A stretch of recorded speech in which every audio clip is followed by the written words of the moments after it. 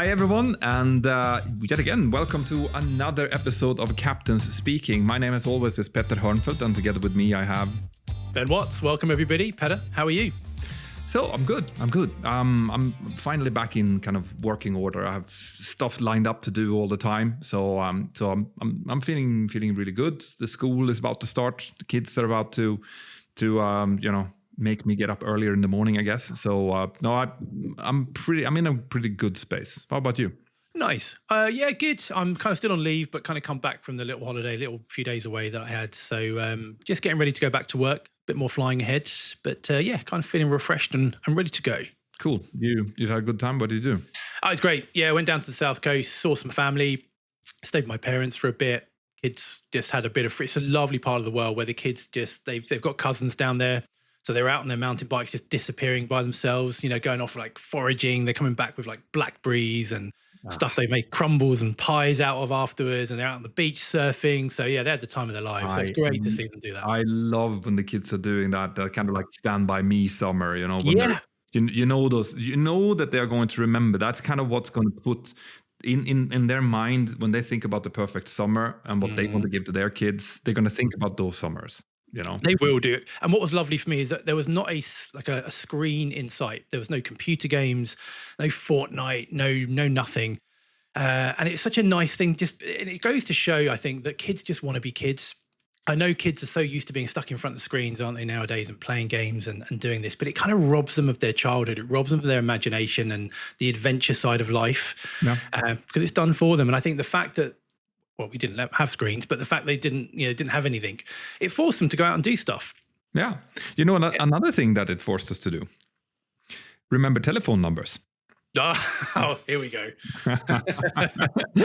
So to give a little bit of context for everyone watching, so I've been trying to reach Ben now for this morning, basically, and I got no message back, got no response. I even called and it was just clicked away. That annoying, the guy goes one thing and then you get a click away. Yeah. So I thought Ben just doesn't like me anymore. And it's as easy as that. And then I got an email. Ben like, I'm here. What are we going to do? Are we going to do a podcast or not? And what had happened? Yeah, so I'm on my phone. Very long story short, my case on my phone. I dropped my phone a lot. It turns out my case was kind of knackered, so I took my case off, which was a fatal mistake for the phone. And sure enough, I ended up dropping my phone again on a very hard concrete floor, and it kind of died. Annoyingly, it's not completely dead. It will kind of flash up for maybe 3 seconds. You'll see the screen flash up. So I could see like a call or a message and it will say Petter. And then I'll go to do something and it just dies. And I'm like, okay, how on earth do I get, now you had WhatsApp. I didn't have you in we never call, do we, on a phone? It's always like FaceTime, like a WhatsApp call, isn't it? A video call or something. Yep. And I'm thinking, okay, how do I contact you now? And I was like, okay, well, I'll email you. But, emails you don't often see, do you? Or it won't pop up. I have I've turned off the notifications for the emails. They do appear on the computer, but definitely not on my phone because I'm getting the buckets of emails all the time. So I just go in and I check them a couple of times a day, to see whether or not there's anything important. So definitely not. But your good old phone number does work. Yeah, the old-fashioned phone number. And I realized I didn't know your phone number. It wasn't saved in actually my contacts, because when it seems that WhatsApp doesn't share that with my Mac, for example, my laptop. No. Do you remember any phone number after 1995? No, not. I can remember, I can remember my old home phone number and some of my friends from 30 years ago, 20 years ago. But now I wouldn't have I know my wife's number, my children's number. I actually don't know. No, I don't know. No. I know one of my son's phone numbers just because it's only one digit away from my own. Right. But I mean, the fact is that we have just relinquished that part of our brain to the iPhone or to the cloud, and it is actually not great, because I was what if someone sets off an EMP? What if we have something that just breaks down? I mean, in Spain this summer we had, or this spring actually, there was what they call a gran apagón, which is basically the entire country was robbed of electrics for over 24 hours in some cases.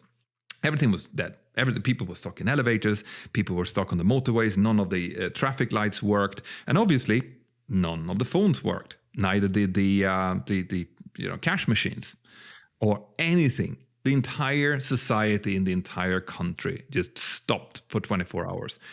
And I mean, I don't know. I mean, back in Sweden, at least, you could even if there was an electrical interruption, you could still use the phone. It had some kind of background electrical signal that it worked on, which was separate from the electrical grid, interestingly enough. But the fact is that I think that we have to start thinking about mitigation strategies for how to reach the most important people and to do the most important functions, in case something happens. I'm not a prepper in any way, shape, or form, but I think that we are becoming so reliant on having not only access to a phone, but to a smartphone that is accessing the cloud, that is accessing all our contacts, everything. Everything's locked away on that, isn't it? And I don't know about you, but we don't have a what we call a landline, a home phone, that's actually plugged into the wall. And we used to years ago. It was always just that's what you had, and the phone was like a luxury, or the mobile phone was like a luxury. But you'd always have your home phone to back up on, which was old school. But we don't have that anymore. That's gone. So if the phones are down, if the Wi-Fi drops off, or the mobile signals around the area go, we're kind of up the creek a little bit. So yeah, it's good to have a little bit of redundancy, a little bit of resiliency built in. I mean, if you think about it, the way that we do it in aviation, obviously we should kind of apply the same principles to our own lives, because in aviation there's always a next step. There's always, okay, so this didn't work. All right, so what do we do then? What's the next thing? And if you have, for example, first of all, we have 3 separate radios, generally speaking, at least 2, that we can use. If one breaks, the other one will probably work. And if the receiver doesn't work down on the ground, well, then there is a backup procedure to follow. I mean, in our case, it could be as simple as having, talking to the family and saying, in case this happens, in case there's a complete communication breakdown, we meet at this time and this place. Yeah, some kind of backup emergency plan would work. But you need to think about it. It takes a little bit of thought and sometimes I think in general life, what we do in aviation can seem very over the top, can't it? It can look very kind of excessive, because in aviation, we always think about, well, what if? Yeah. But when you do that in everyday life, it can seem a little bit kind of over the top, but it's good to apply some of that so that there is something, at least you've got something there in the background. But this is something that I'm starting to prepare for management courses and communication courses, and I'm going to Copenhagen now on the 25th to the Future Product Days there, and I'm having a keynote about effective communication and basically just utilizing what we do in aviation, how industries can actually adapt some of it. And as you said, in day-to-day banter by the coffee machine, no, people are not going to be doing that. However, when you're in, for example, a product meeting or a meeting about a customer and something needs, there are action points that needs to be done, not only in the right time, but also correctly by the right people. When you have those type of situations, you can definitely utilize, for example, the closed loop communication model. There's no question that you can finish off a meeting by saying, okay, Roger, read back to me what you're supposed to do. And then I'd say that if you do that, I'm going to go into that more in some other time, but if you do it, you'd probably cut the amount of follow-up emails by half. 100%. And if you can cut the amount of Google Meets as well by half, now you have a whole new life available to you. So that type of communication models, obviously the use of standard phraseology to make sure that everyone understands it, understanding of cultural differences, especially if you're working with big international teams. All of this is stuff that we just take for granted. And it really shines a spotlight on it when maybe you're as Petter said, we have at least 2 radio boxes. So we'll use the second radio box to contact handling frequencies. So rather than talking to air traffic control, we might be able to speak to a handling frequency to let them know that maybe we need a certain amount of fuel or we need something on arrival, some wheelchair assistance.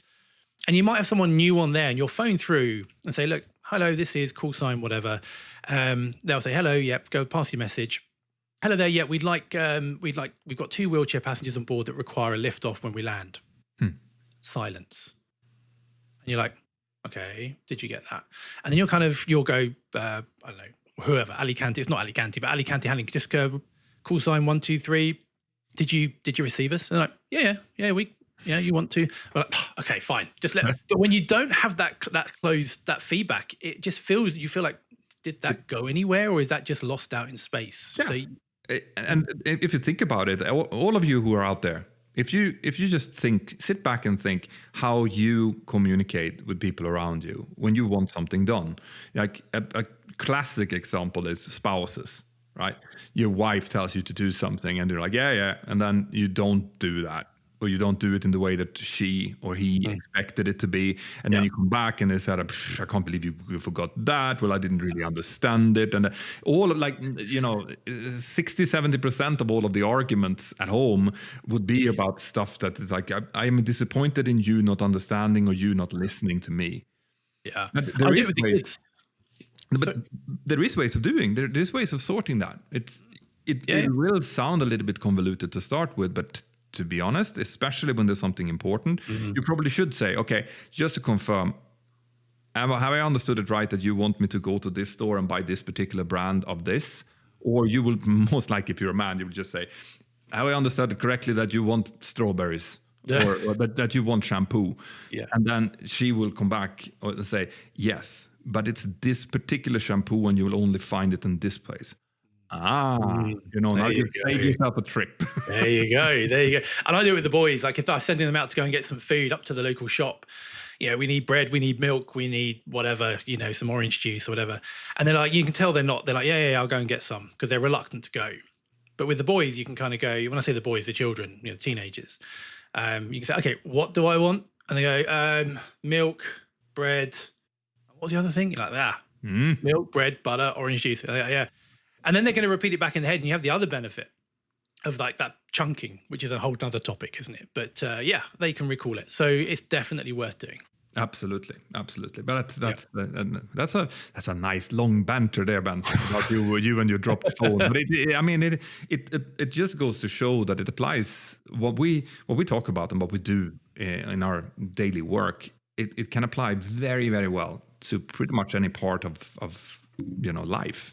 Yeah. But what the good news is, I'm getting a new one today. So we're back. All will be good with the world. I will get your actual number. I will make a note of it. We're fixed. Perfect.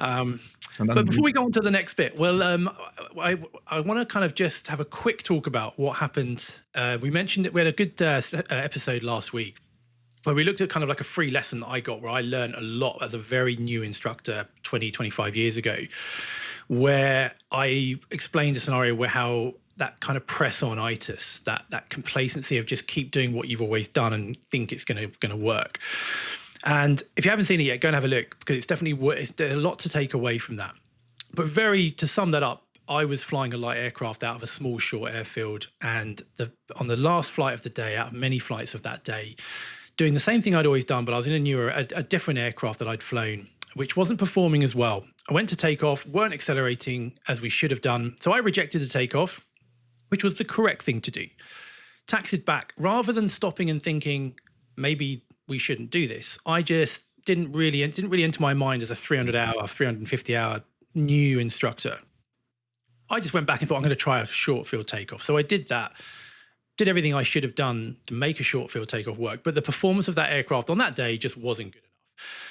I got airborne, thankfully made it over these trees, but it was a real kind of sit yourself down afterwards and have a talk to yourself about what can we do to prevent that from happening again, because that shouldn't have happened. And people in the comments correctly said, well, what should you have done? Which we didn't really speak about at the time. And it's something that I wanted to kind of highlight. And really what I should have done, what I kind of came to the conclusion of, was not having that press-on-itis. If it doesn't look like it's going to work, or the risks are too high. And when I tried that second takeoff and I could feel the acceleration was equally as poor, I should have rejected the takeoff again, taxied back to the stand, shut down, went into the cafe or the flight school there, phoned up my base and go, look, I'm in this aircraft. It's a hot day. We're not going to have the performance to get airborne. I need you to send me a couple of aircraft over to come and pick us up so we can fly back and go home. But ultimately, just take that airplane, park it up, shut it down, not try again. and not have that press-on-itis. That's what I should have done. And that's what I've done. That's what I've applied going forward. So it's a hard, the problem of course is that taking that decision is hard. It is hard. It's unpleasant. It's the same. It's similar to when you're suddenly faced with a diversion that you were not thinking about as a possibility. It's like, oh, with this is going to come now a lot of different additional problems. I'm going to need to talk to the company. I'm going to need to apply, get buses for the passengers. I'm going to need to all of this. So it is so much easier to just let's try. Just give it a go. Let's give it a go. I'm sure it's going to be fine. And if it is fine, there's so much less issues that I'm going to have to deal with, which is the definition of get-rightitis. Like I don't know how many of my videos that I've created, which have had that as a very, very clear part of the decision-making process. And it's connected to, in the airline world, it's connected to a pretty assertive captain and a very unassertive first officer, which is where you were because you didn't even have a first officer. No. So you only had yourself. Yeah. And I'm super inexperienced myself as well. Yeah. But in an airline cockpit, obviously, you should have someone who's the voice of reason who says, dude, no, it's not worth it. Let's just call it a day. And I think a part of the inexperience is that I was a new first officer. I'd just been brought into this kind of close-knit. There was 12 instructors in this flight school who'd been there a little while. So it's quite a close-knit environment there. And I was just being brought into this, integrating into it.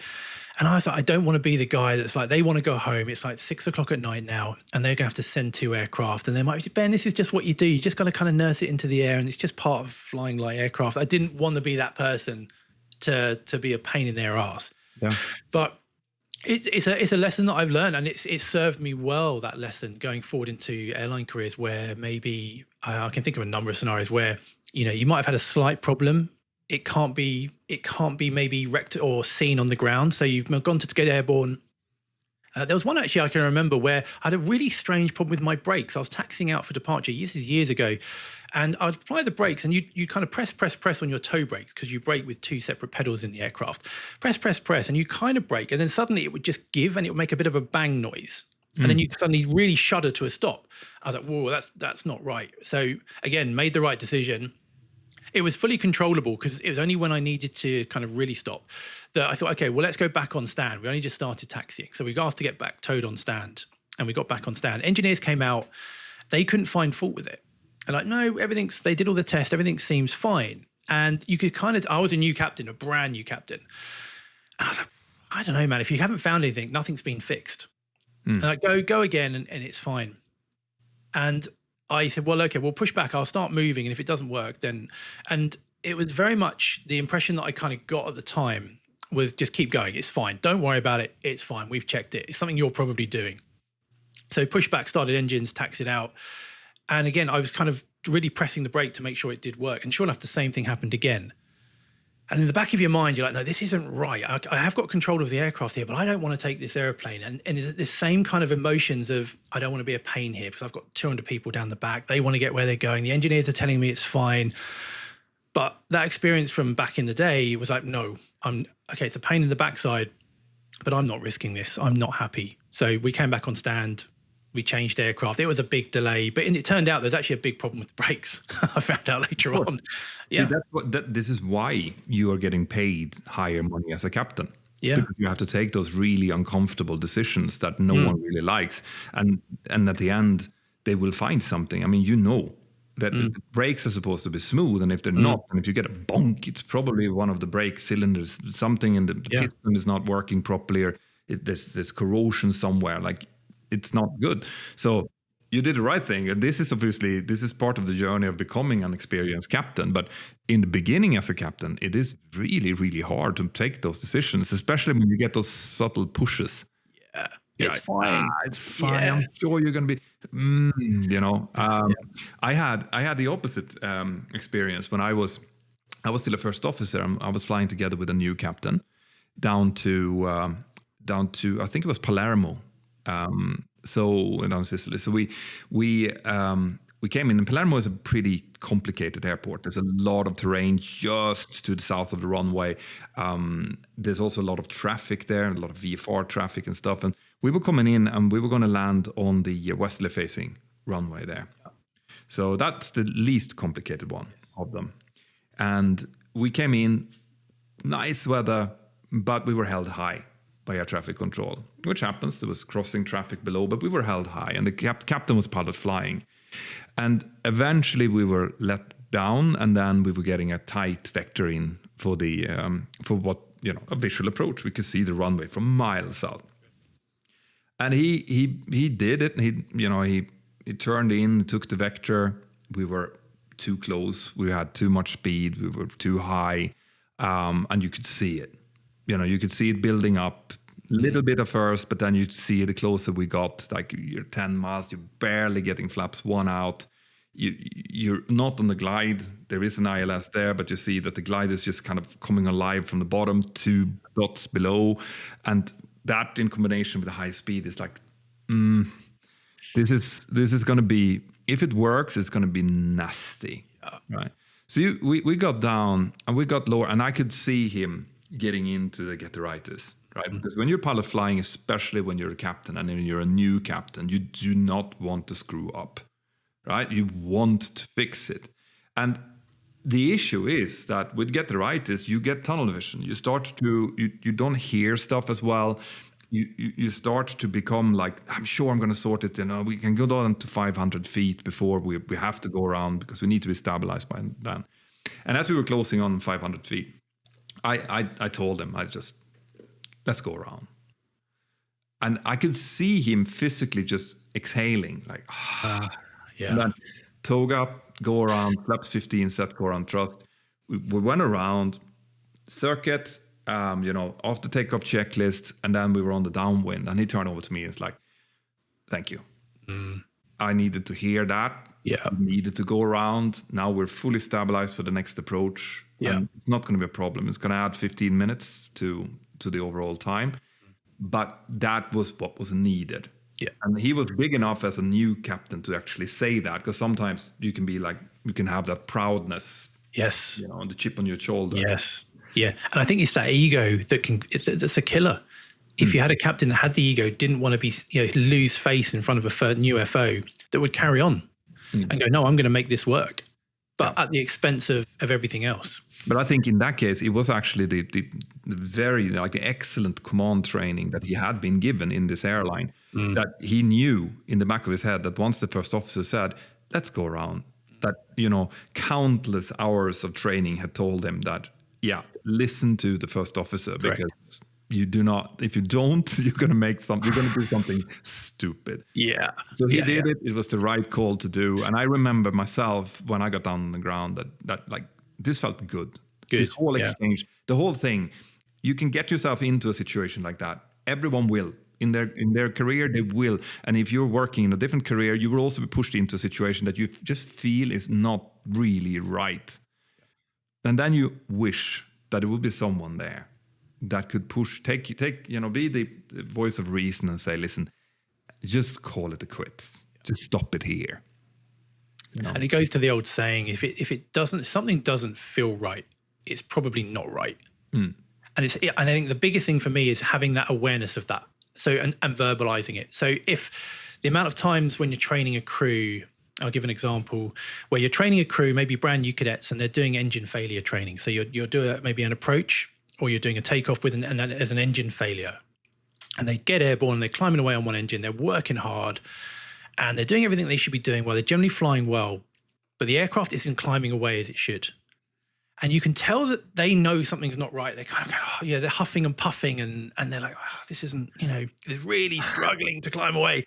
And all I'll do is I'll lean between the two of them. I'll be in the back in the sim.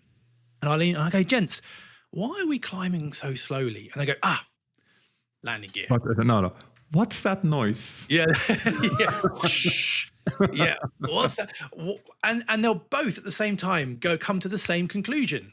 Yep. And I'll go, there you go. Yeah, they forgot to raise the wheels, which is causing all the drag and all the noise. And the point to me there that I try and get across is the power of an open question and verbalizing stuff. If either of you had said the same thing, you probably would have come to the same conclusion. You probably would have, if one of you have looked at the other and go, why are we climbing so slowly? Or why is it so noisy in here? You would have come to the same conclusion and you would have rectified it. But instead, you're both sitting there going, oh, something's not right. And I don't know why. No, So, absolutely. And the amount of times that we've seen it both in the sim, obviously, is countless. But there is also like the problem is, let's say that no one does verbalize it, right? Then you have to have some kind of personal way of solving it yourself. correct. And what I've always told people in the simulator, especially, and this is also where the airline training is very specific. You have very specific procedures that you're supposed to follow. In case A happens, you're supposed to do B, C, D, right? So what I always tell people is that when you do get that funny feeling, and you get it sometimes when you do just a normal setup in the morning, you get a feeling that something is not right. Restart from the very beginning. Yeah. Right, and that goes for a go around, that goes for an engine failure after takeoff, it goes for anything. And in the case of a setup, you restart your flow. If you do that, it's like go around, flap 15, set go around thrust, post rate gear up, shit, gear up. Like you do that, and I think again in other walks of life, if there would be more set procedures for how to deal with certain things, a sales call or whatever, and you do start to feel that something is now going wrong, like this is not progressing the way that I was expecting it to. If you would have a procedure to follow, you could go back on that and you could restart it from the beginning and see, have I missed a part of the information chain that needs to be given here? It is it is very, very efficient. And the best is, of course, if you verbalize it, you say, listen, something is wrong. The other guy or girl will probably pick it up. Yeah. Yeah. But if you don't, even yourself sometimes. Yeah. It's really fascinating because this is how aviation works. We're so procedure bound that the procedures becomes part of the routine in such a way that even if you miss something, you go through a scan flow. For those who don't know what that is, we basically follow a specific pattern of moving switches in our panels. Now, if you look into a cockpit, you'll see what you think is just a jungle of switches and lights everywhere. For us, it has very, very clear kind of patterns in logical. Yeah, they're logical in the way that they're placed, and we follow that. In a Boeing, you do scan flow, so you go from up to down, from left to right, and then you go through all of the panels in that way. Now, if you forget something, let's say you skip something or a value on one of the switches is wrong, you might, because we're doing it so quickly, you might actually miss it. Right? You might just rush through it as you're doing something else or thinking about the next step that you're going to take. But because these procedures are so ingrained, you do get that feeling, oh, something like... It literally feels in your stomach like something is off. Yeah, for sure. And that's super, super, like people will talk about it as intuition. That's how you, in normal life, that's when you say that someone has a great intuition, normally it's someone older, and the reason they have good intuition is because they're so used to how it's supposed to be, so that when something is off, even if it's the tiniest little detail somewhere, they will just like, no. This is not right.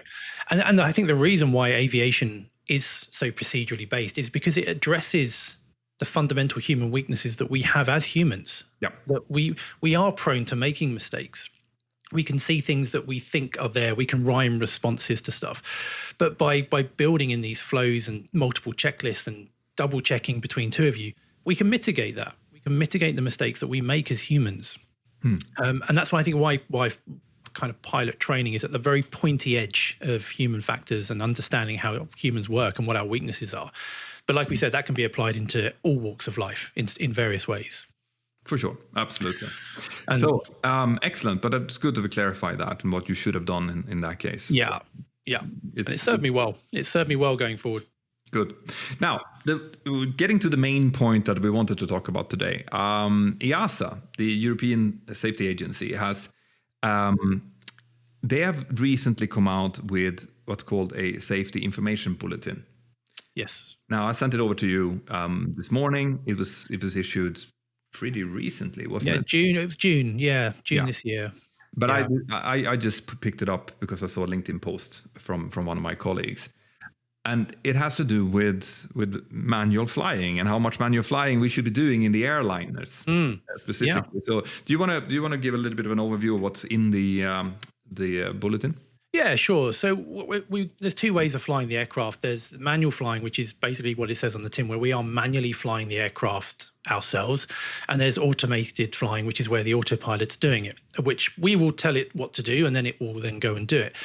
And automation is one of the real fundamental bits of tech that have been implemented into aircraft over the last 50 years or so that has really improved safety. It's one of the real things that has improved flight safety, because when an autopilot's flying, it frees up our capacity and frees up our ability to see the big picture. Because when you're manually flying, particularly in challenging weather, you're working hard.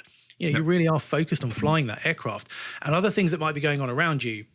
Particularly if there's problems with tech systems, it's very difficult to share your attention span, particularly when you're relatively new. So automation is a big part of our life. And most of the time we are flying the aircraft through the autopilot. So the autopilot will be flying the aircraft, doing what we tell it to do. The downside to this, and this is what this safety information bulletin is putting out there, is that if we become too dependent on automation, we can lose our hand flying skills, our manual flying ability. It's called skill fade, and we lose that ability. So one day, if the autopilot fails and you need to be able to fly this aircraft in relatively challenging weather, you're in cloud, you can't see the ground, it's going to be hard work for you. So it's important that what the EASA is saying is that as pilots, we still need to keep those fundamental piloting skills and be able to fly the aircraft manually, but doing it sensibly at the same time. Yeah. And this is a source of contention in the pilot community. It is.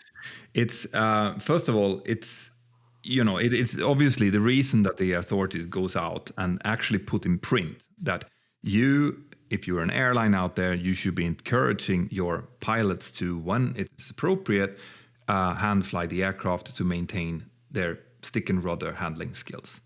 They wouldn't do that if there weren't a reason for it. And as you said, the skill fade is something that they have been able to see. Right? We have probably the most famous example is the Asiana Flight 214 accident that happened in San Francisco, wasn't it? Back in the 6th of July 2013, if I'm not mistaken. There was a Boeing 777-200ER who the pilots did disconnect and hand fly it, but they were unable to do so successfully. So they ended up slamming into the piers just before the runway, and the aircraft cartwheeled. Very, very nasty scenes. Actually, no one was killed during that accident per se, but I think there was one or two that was killed afterwards because they were overrun by fire trucks.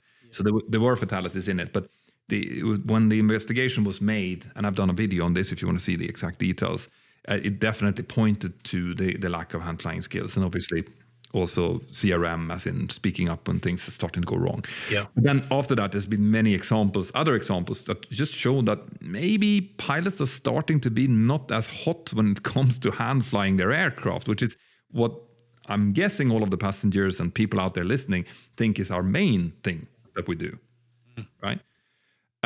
So the authorities, FAA were the first ones to go out and tell airlines to push for this. EASA has now followed. They have mellowed out the text a little bit, putting in some pointers of where this should and should not be done, preferably. But what do you think about this? When you read this, what was your thought?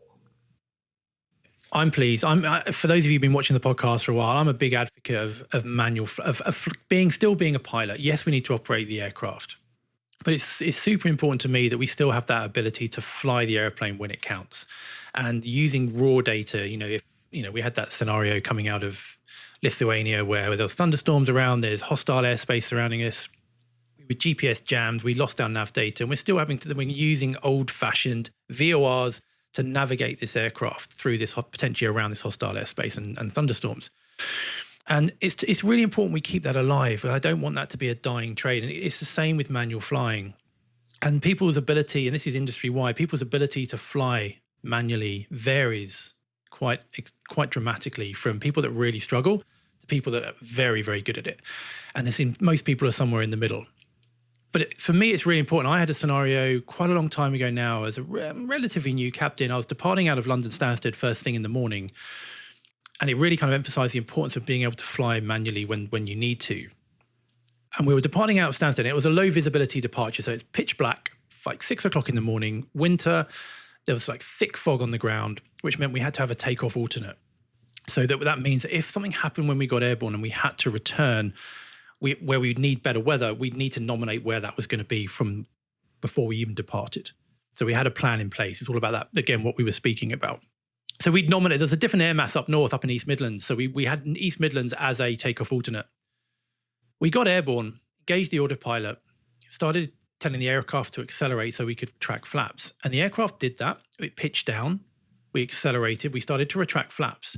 And then as we reached our speed, which is our minimum clean speed, or up speed as we call it, our flaps up speed, the aircraft with the autopilot would then pitch up to maintain that speed. But it didn't. It just stayed at the current attitude. And then we got some, well, hang on, this is weird. The aircraft is accelerating here when it should be. So we're just about to disconnect, and then we got some warnings flash up. We had a stabilizer issue, and the autopilot just tripped out. We had some warnings.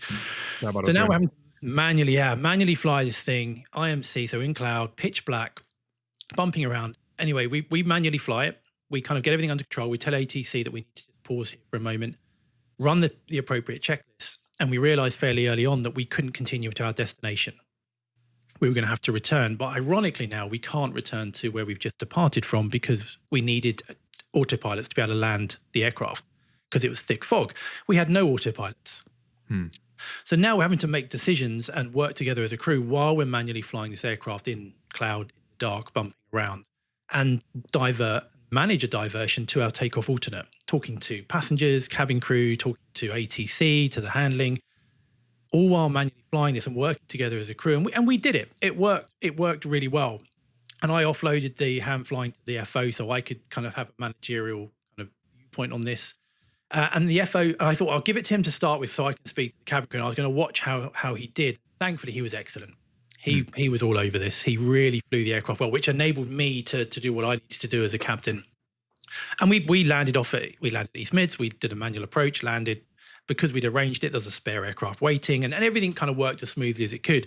But it really highlighted to me that fundamental importance of being able to fly that aircraft well and accurately, even when you're not expecting to do so. Absolutely. So to me, I'm a big advocate of that. And I completely agree with that. However, I am also very much aware of the downsides here. Right.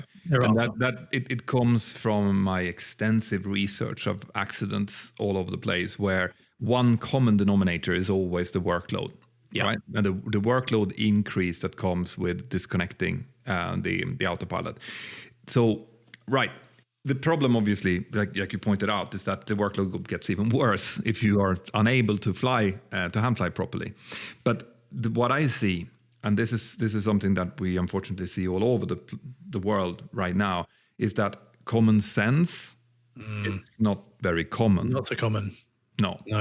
And what happens when you have the authorities, for example, pushing out that we should be hand flying more, is that the very pilots who definitely are lacking some of that common sense, they will be printing out this SIB. They're going to keep it in their pocket, and then they are going to be pulling it out in like a really bad situation, just as to show that they are allowed to hand fly, and they are going to disconnect, right? And what I would love to see, and what I know that the EASA is meaning with this, is that when the situation is good, when you're around an area that you're pretty familiar with, the weather is correct, there's no thunderstorms around, there's no like complicated traffic situation, then absolutely you should be disconnecting the autopilot. And you should probably be doing it not only on the ILS, but further out, following the flight directors as well. And I know I'm going to get some pushback from that, but you should be doing it so that you feel, because in flying, especially the 737 with undermounted engines, there's a lot of work with, like, when you add thrust, the aircraft would pitch up. You're going to have to move forward with the yoke and trim it out, and the same as you take power off. So there's a lot of actual work. Yeah, physical work. Work and the craftsmanship, really, in flying a 737 well. I mean, an Airbus is different because it self-trims itself. You have you basically point it where it needs to go. There's obviously other issues there, but the 737, you need to really wrestle this thing, and you need to know how to do it. Okay, so if that was the case, and EASA sent this out, and everyone would use their common sense and only do it in this place, then this would be fine.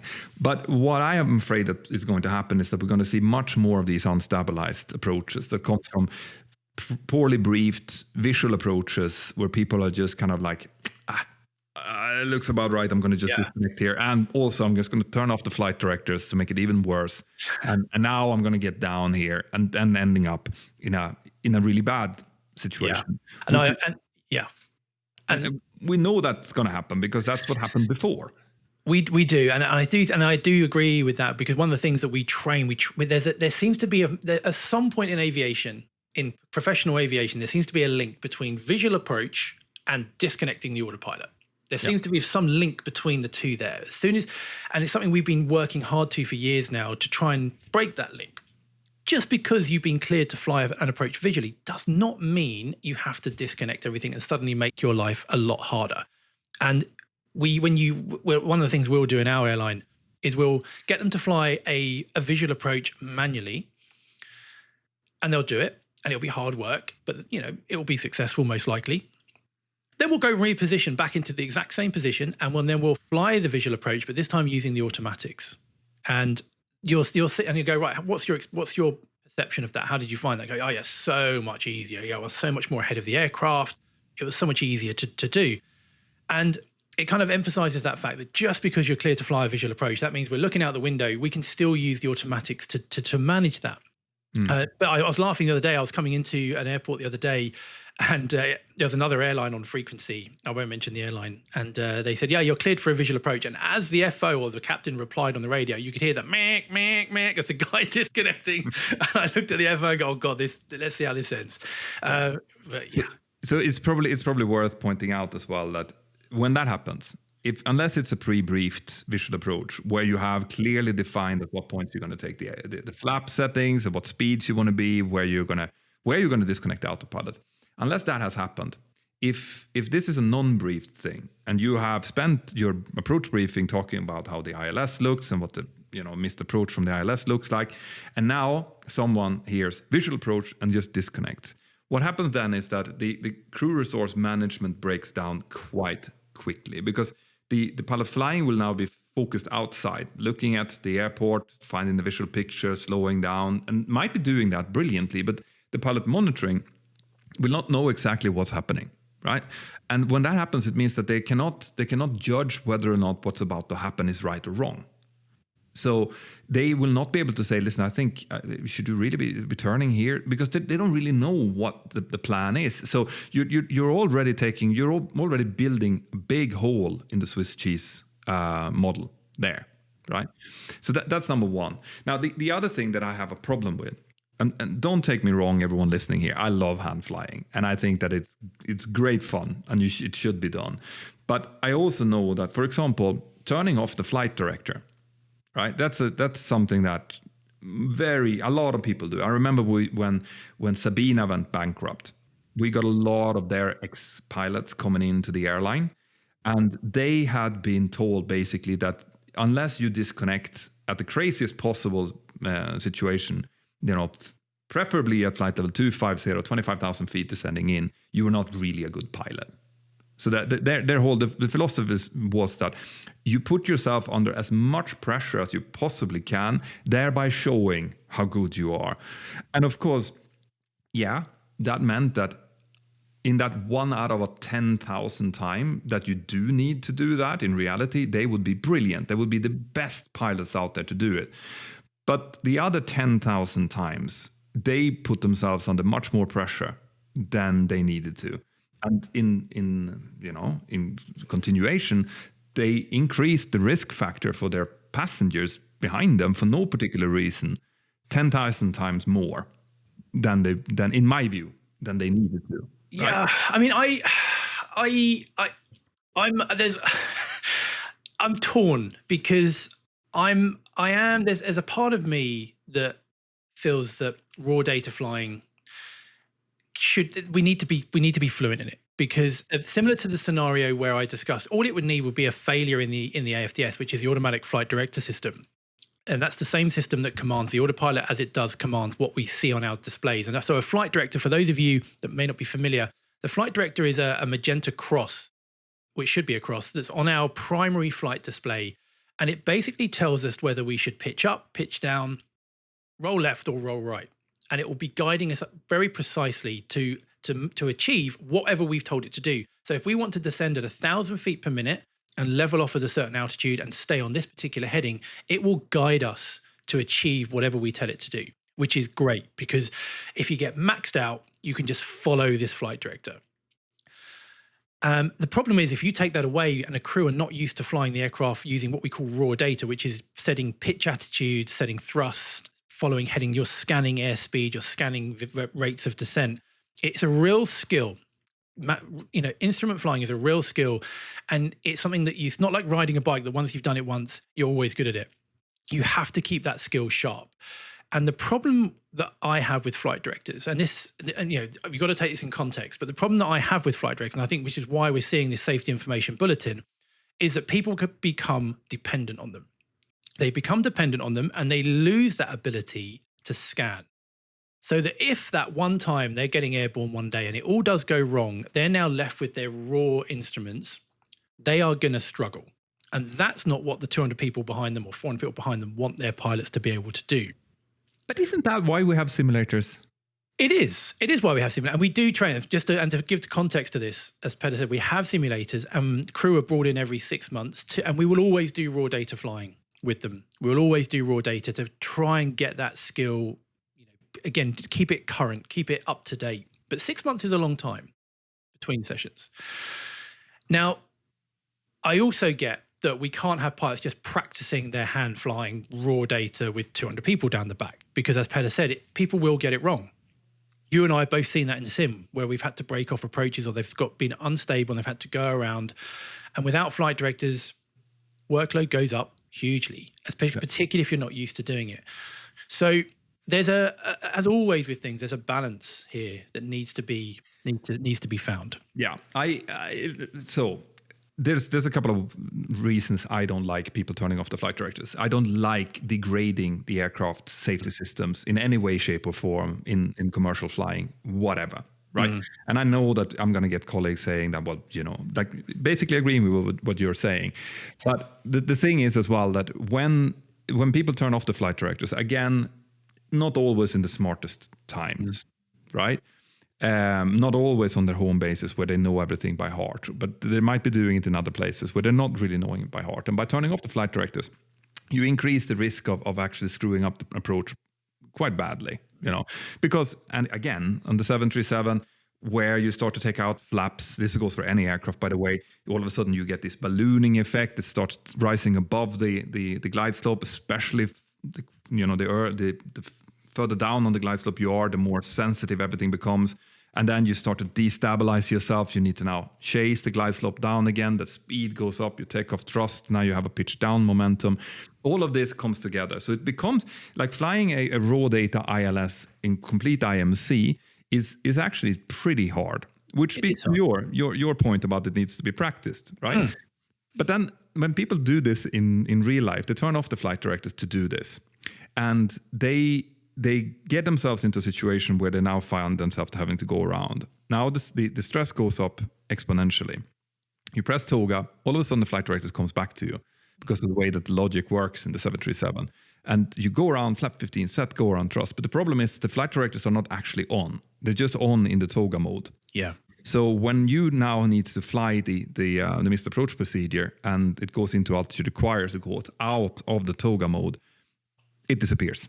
the worst possible time, the flight director disappears. And the time it will take for you, for the crew to understand, oh, yeah, that's because we've turned off the flight directors. This is a system response.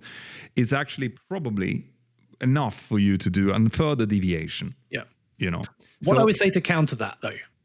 Go on, carry on. I'm going to say what I think that people should do. I think that people should be flying raw data approaches in airports that they are pretty familiar with, including the missed approach, and only one of the crew should be turning off the flight director. Yeah, that makes sense. I would agree. That does make sense. What I used to, because years ago, and we're going back a long time, there was no rules about turning flight directors off. And we're going back decades, well over a decade here. And I used to raw data fly a fair bit, but I would do it in such a way that I would brief it.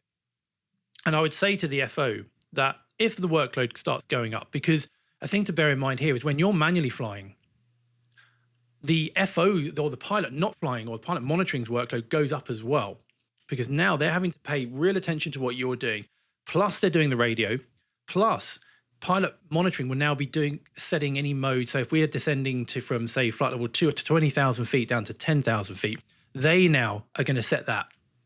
Even though we're not got an autopilot or not using flight directors, we would still set what we're told to do in our what we call our mode control panel, so that we can see that as a reminder, we're going to level off at 10,000 feet or we're going to fly a certain heading. So they would be doing all of this, what pilot flying would normally do. So their workload goes up as well. So you've got to kind of, like Petter said, if you're going to do it, you've got to pick your destination or your departure and do it in airspace that's quiet, the weather's good, and you'd imagine the workload to be low. But I would always brief that if the workload starts going up, we change frequency, it's busy, there's suddenly some weather on some cumulonimbus or some big thunder or big clouds we need to avoid, I'll just get the flight directors back on and I'll engage an autopilot. If I feel my workload's going up, I will get the autopilot. I'll ask you to turn the flight directors back on and I will engage a mode. And the other thing I used to do is just recycle the flight directors. This is something we could do that was an in-between stage, so that you could turn off the flight directors. That would get rid of all of that flight director guidance we spoke about. So you're left with the raw instruments. But then if you turn them back on, nothing will pop up on your display until you select a mode. Correct. Or if you press toga, and then you've got full flight director guidance again. So I'd often recycle them so that if we needed to, we could just very quickly press a button and get that in. So it's about managing risk. It's about getting the advantages of manual flying.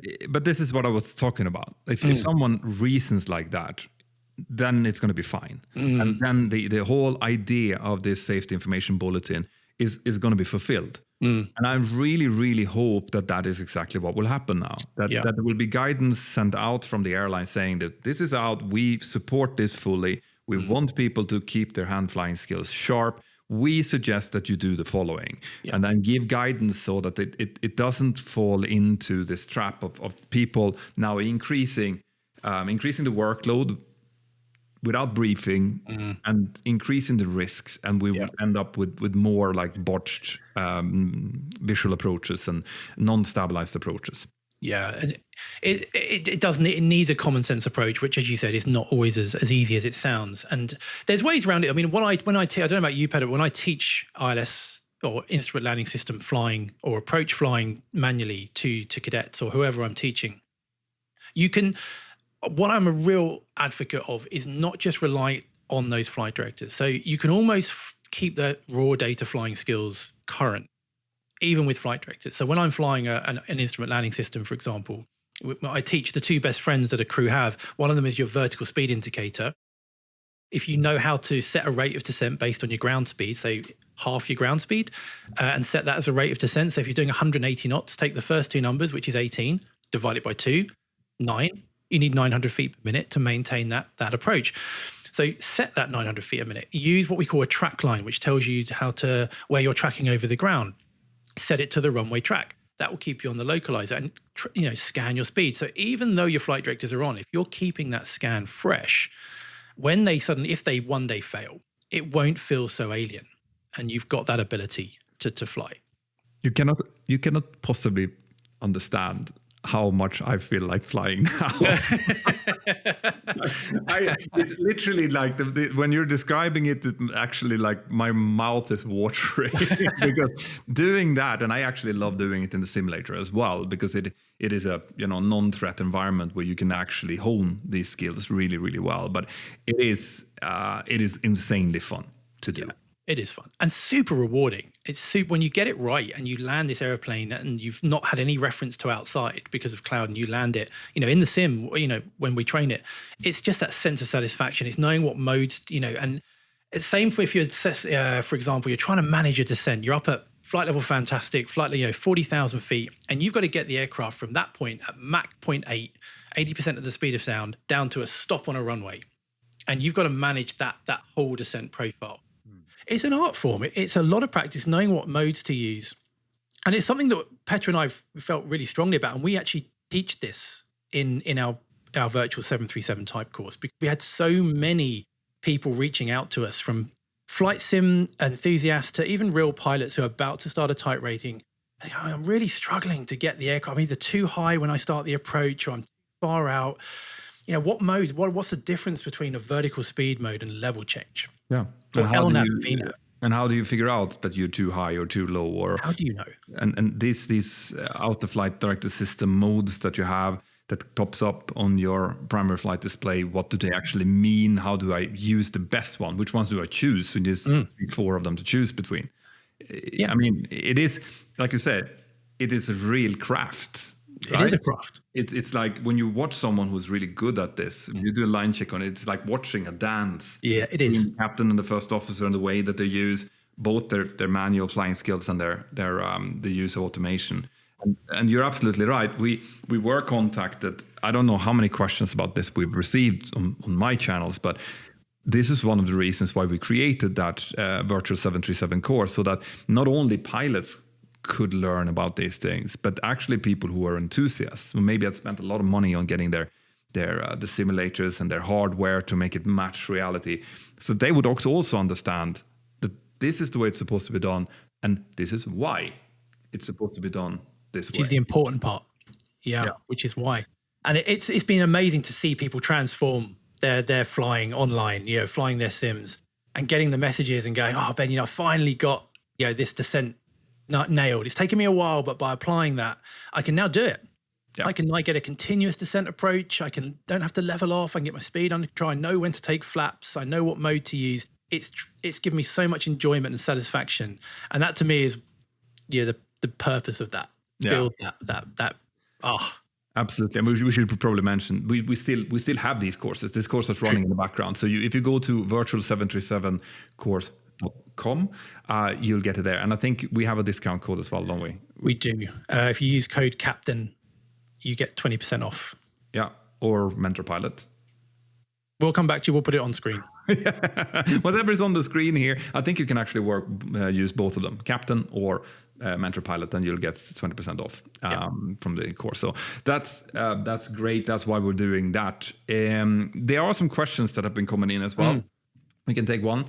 There was actually a few questions regarding languages and whether or not it was a good idea to use or to know different languages in aviation when the international aviation language obviously is English. Is there any benefits from it? Thoughts? Yeah, for sure. Unfortunately, being English, English people are spoiled, and we're known for being very lazy with languages. And I only speak English. I know a very, very small amount of French from days in school. But I often wish I could speak French or Spanish, or, particularly when you're flying around smaller airfields and there's aircraft not talking in English, you lose your situation awareness with regards to other traffic. So I know you speak multiple languages, Petter, so you are way ahead in that. And you must have found that beneficial. Oh, absolutely. And I mean, in a perfect world, I think everyone who's flying, even commercially or private, should be keeping to one language. But in reality, that's not possible. So you will end up in France or in Spain or in Italy with smaller aircraft, general aviation aircraft, and sometimes even airliners speaking on their local languages. I do not enjoy that. I do not endorse that. I think that it degrades the situational awareness both for them and for us. Yeah. But of course, it's a benefit to understand it, because all of a sudden it doesn't really bother you. You understand it anyway, so you can place them in the pattern. You can place them where they are in relation to you. Super, super important. And also having multiple languages are very good when you have to, for example, do public announcements, PAs. Yeah. So if there's something really important that you need to say, I've been sitting with really long slots, for example, where people are stuck on board for hours waiting for a potential takeoff. And if you can communicate on the local language, then you are going to get a much better reception from the passengers, and they are going to be much more happy. So basically, there's absolutely no downside to learning multiple languages. And in some airlines, you actually do need to know the local language. I mean, I don't know if SAS still has it, Scandinavian Airlines, but they used to have as a requirement that you spoke a Scandinavian language in order to even be able to apply. Yeah, for it. I used to, when I was with KLM UK, when I was an instructor, and I joined their Buzz, which was their kind of leisure airline of KLM UK. You had, when that was all closing down post September the 11th, a lot of the crew were given a choice. They could go to KLM mainline in Amsterdam, or they could stay on the 737-300 in the UK, but the future was very uncertain. But it looked as though there was going to be a buyout. The condition of going to KLM mainline, which was quite attractive because you'll go onto their main fleet on there, it was, you know, good career potential there, was that you had to speak fluent Dutch within a year, and you had to move there. And I just had my wife had just given birth.